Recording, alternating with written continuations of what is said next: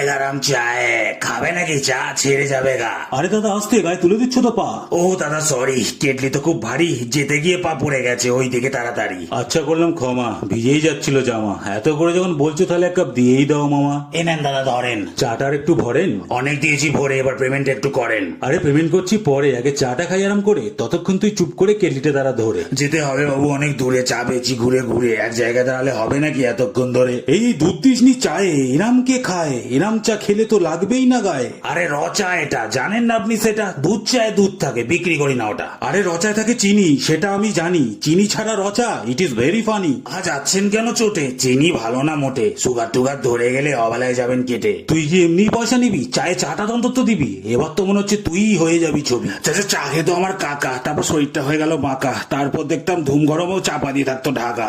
গরম জল খাওয়াই ভালো, দুই ভাই মিলে খাই চলো, সময় নষ্ট না করে আর এক কাপ খাবে